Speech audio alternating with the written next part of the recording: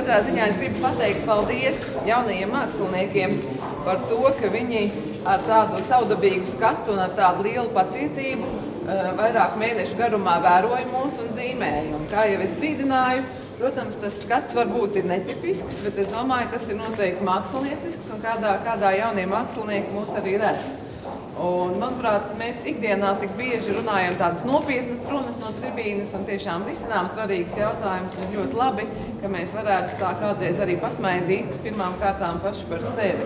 Tad katrā ziņā šī sadarbība, kur ir iesākusies jau zīmējot Saeimas svētku rotā, zīmējot citus tādus pasākumus, kas ir jau bijuši izstādīti, manuprāt, ir ļoti veiksmīgi. Un es ceru, ka šāda izstāde nav pēdējā mūsu parlamentā. Es esmu Rozentāls skolas direktors Jānis Ziņģītis. Man ir milzīgs prieks būt šeit šī izstādē.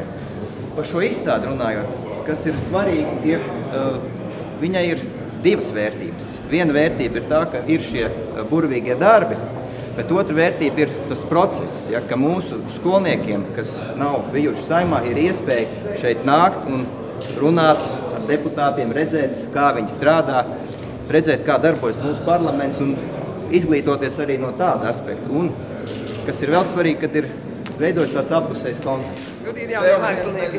Ir. Paldies, jaunie mākslinieki. Paldies. Jā, kas nav saņēmis, paldies. Paldies. Kas vēl nav? Tas ir tik jauki, kā bērni. Tāpēc man ienāca.